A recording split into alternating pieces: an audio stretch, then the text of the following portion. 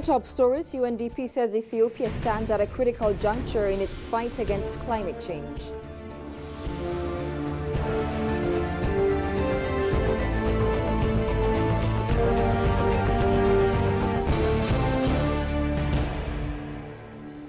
And Eastern African Ministers of Culture and Art said EBC has come a long way for the purpose of liberating Africa.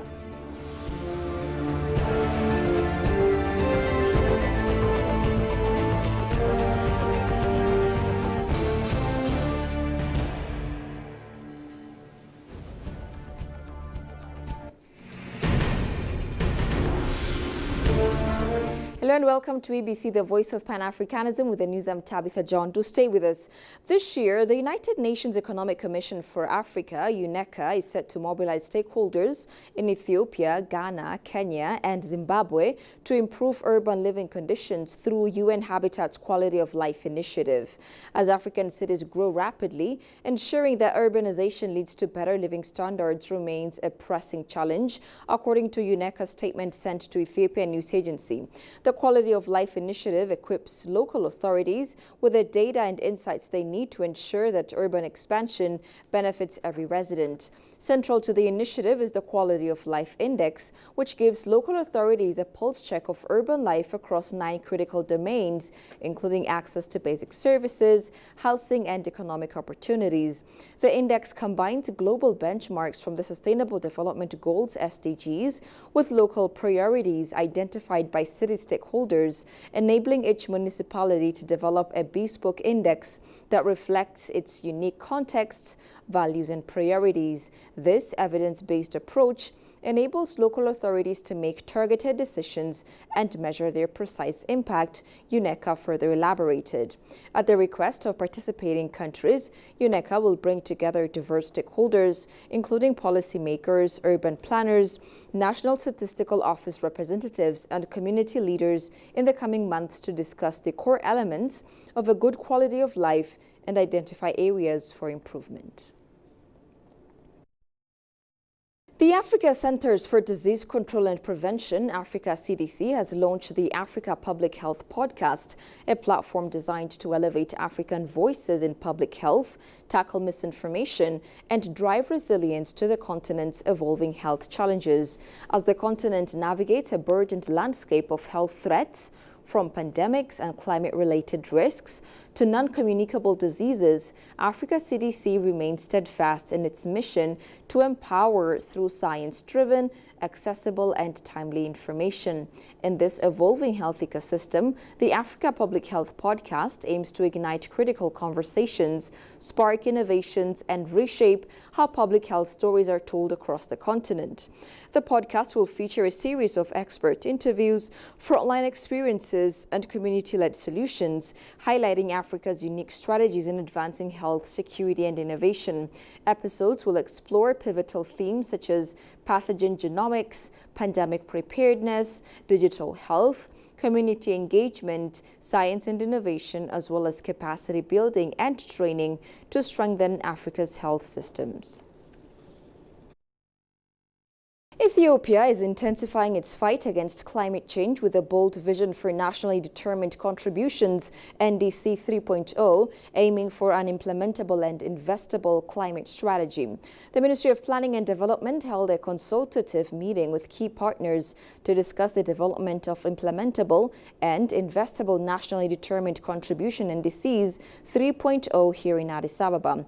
On the occasion, the United Nations Development Programme, UNDP, said Ethiopia stands at a critical juncture in its fight against climate change. UNDP Ethiopia resident representative Samuel Doe commended Ethiopia's efforts, highlighting its strong commitment to sustainable development and its alignment with global climate action strategies. Listen to this. We are reminded of the urgent need to address the challenges posed by climate change, which affects every aspect of our lives, from agriculture and water resources to health to the stability of our economies. Ethiopia, with its rich natural resources and vibrant communities, stands at a critical juncture where the impacts of climate change are both a challenge and an opportunity for a transformative future.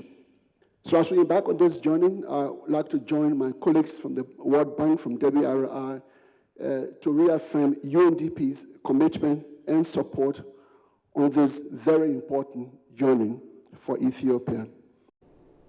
State Minister of Planning and Development, Seyum Makondan, stated that Ethiopia has been taking bold initiatives to combat climate change, emphasizing the need for shared responsibility and collective support in the fight against climate change. Ethiopia has previously proactively participated in the global effort to combat climate change. Our commitment embodied in the Climate Resilient Green Economy Strategy, CRG, which envisions a pathway towards becoming a climate resilient middle-income country by 2030. I urge each one of you, especially our esteemed guests and development partners, to play an active role in this process. Your expertise and insight will be fundamental as we finalize N3, whether through consultative technical assistance, financial support, or community engagement incentives. Your contribution will shape our climate strategy and help build resilience against climate impact. Gloria Namazi, NDCP Country Engagement Specialist, commended Ethiopia's dedication to sustainable land management, a green economy, and low-carbon emission strategy. We are aware that the government, through its CGRE forum, has been mobilizing ministries through the Inter-Ministry Committee and also mobilizing development partners through the various technical committees to ensure that everyone is brought on board and also mobilize additional support. Indeed, this is how Ethiopia has received positive responses from all partners to cover most of the requests. I must say also, Ethiopia is among the few countries that have championed aligning their NDC to other policy frameworks, including the homegrown economic reform agenda, the 10-year development plan, the national adaptation plan, the long-term low-emission development strategy, and Ethiopia's strategic investment framework too for sustainable land management. This is really good work on the side of government, and it's really very commendable. The Ethiopian Broadcasting Corporation, EBC, has been playing its share in promoting Pan-Africanism, accelerating integration processes, and also reshaping African narratives, starting from its establishment on the 2nd of November 1964. Paying an official visit to EBC, ministers and state ministers of culture and art in the Eastern African countries have reiterated that EBC has come a long way for the purpose of liberating Africa. Tigil Sarnisa reports. The current African Union, the former Organization of African Unity, was founded in 1963 with the aim of strengthening African unity and cooperation, preserving the sovereignty and territorial integrity of African countries, and creating a continent with a glorious independence through the struggle against colonialism. Ethiopia, which was founding member state, has been elected as the seat of the then Organization of African Unity, has also played an irreplaceable role by rendering multifaceted support to the Union. Ethiopian Broadcasting Corporation, EBC, has been playing its share in the establishment of the then OAU, particularly in bringing together Africans from across the continent. Paying an official visit to EBC, ministers and state ministers of culture and art in the Eastern African countries have reiterated that EBC has come a long way for the purpose of liberating Africa. First of all, I think we have just seen how the Ethiopian Broadcast Corporation has progressed. And I think this is one of the biggest studios, if it is not in Africa, because my country, I think, is a part of what is here. So it's a very big broadcasting area. And as we have moved around, you find that almost everything is in the same place. You find the editing is in the same place, broadcasting in the same place. People who are recording are also on the same floor. So you find the work becomes very easy because of the broadcasting. And having been produced in 1963, that is when the African Union was born. So I think it's really a studio that has come a long way for the purpose of liberating Africa. The first impression is very good. It's a very conducive environment, as you can see, very green and very big. I was so impressed by the number of people who are employed, more than 2,000, we've been told by the CEO. and very much advanced technologically wise. If you see the controlling rooms, the cameras, everything is beautiful. And I think it's one of the biggest broadcast agency corporation that each country would love to have, but especially the conducive and very beautiful green environment. This can serve as an inspiration to our growing countries in terms of broadcasting technology. I was thinking of bringing myself some of my guys to come and get training here if the CEO can accept this offer. So this is what EBC is all about. You will be an inspiration for those upcoming studios in other countries, because everybody would like to imitate, to be like you are in the near or the long future. I'm very pleased to visit this place because I have that Ethiopia has got a huge broadcasting system, and I have confirmed it as I come here. With regard to promoting Pan-Africanism, accelerating integration processes, and narrating African-owned stories, the ministers have stressed that EBC can play a pivotal role. Issues of East Africa are issues of integration, issues of socio-economic. And I want to say that my president, President Museveni, is one of the champions of integration and issues of political agreement. He does not believe, he believes in Pan-Africanism.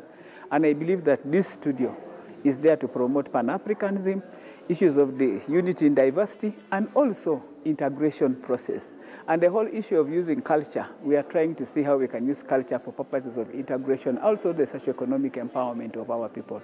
I think that we have to integrate integration in the broadcasting system in East African community.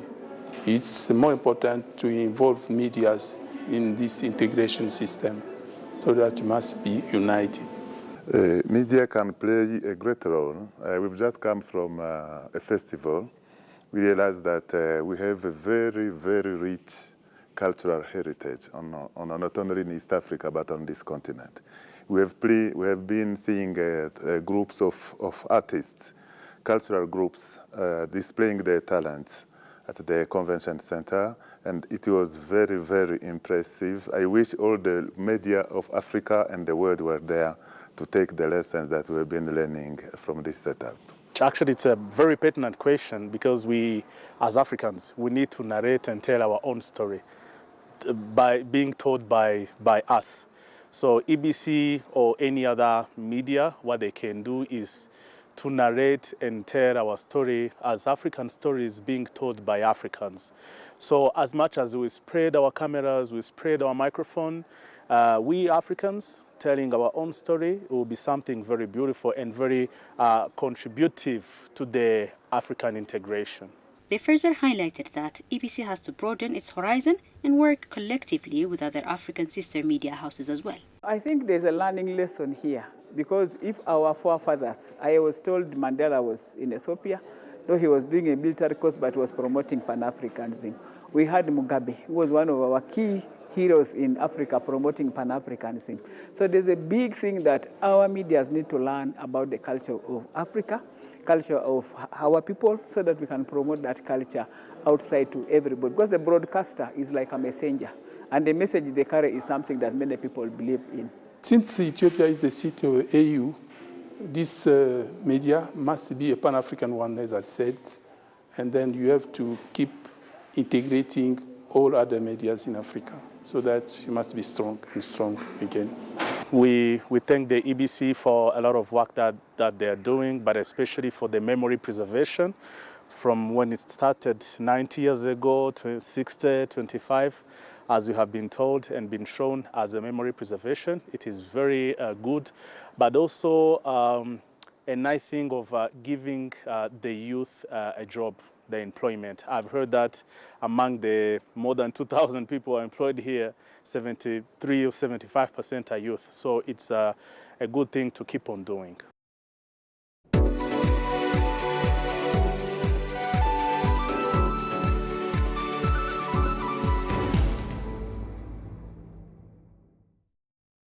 Minister of Trade and Regional Integration, Kasahun Gofe, has reiterated his country's desire to deepen its trade and economic engagement with fellow African nations during a discussion held with an Algerian delegation headed by the North African country's Minister of State, Minister of Energy and Mines and Renewable Energy, Mohamed Arkab. On the occasion, the two dignitaries engaged in extensive discussions on trade and energy regulation cooperation between the two countries. During the course of the discussion, Kasahun Gofe recalled that Ethiopia and Algeria share historical ties, asserting that Ethiopia's commitment to expanding trade relations with African nations, as well as the initiatives the Ethiopian government is undertaking in this regard. They also explored avenues to strengthening trade ties between the two nations. It was indicated that Algeria has considerable experience in energy development and management. Both sides have also agreed to conduct technical and training exchanges to support the work of Ethiopia's Ministry of Trade and Regional Integration in this area. The Algerian delegation expressed its appreciation for the macroeconomic reforms implemented by Ethiopia and the tangible results achieved. You're watching ABC. A quick reminder of the top stories. UNDP says Ethiopia stands at a critical juncture in its fight against climate change.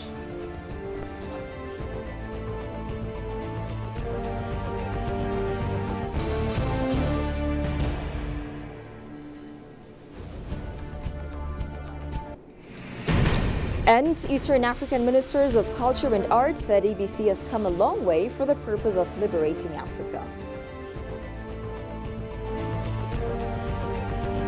That's all we have for now. I'm Tabitha John. Many thanks for watching. Goodbye for now.